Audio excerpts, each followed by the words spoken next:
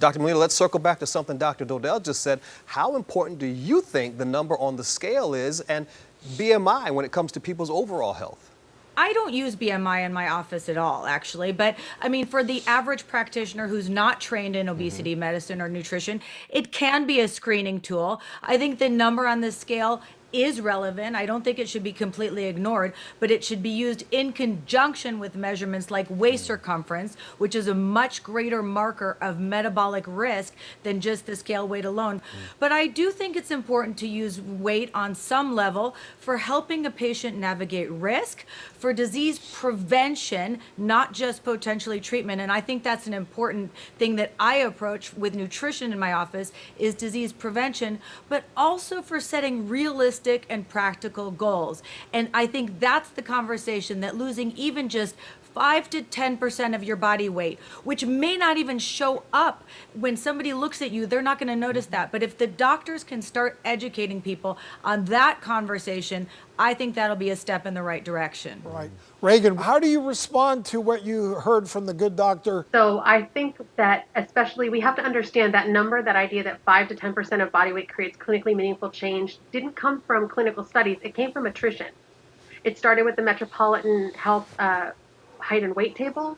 And then when they couldn't get people to lose that amount of weight, it became 20%, and then attrition down to 10, and then down to 5. And Mann and Tomiyama talk about this extensively in their 2013 paper. And what we actually see with that kind of small amount of weight loss is that people make behavioral changes.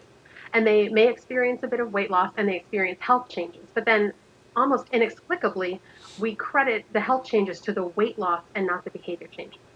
All right, Melina, we've been touching on it. I want to go to you as one of our experts today.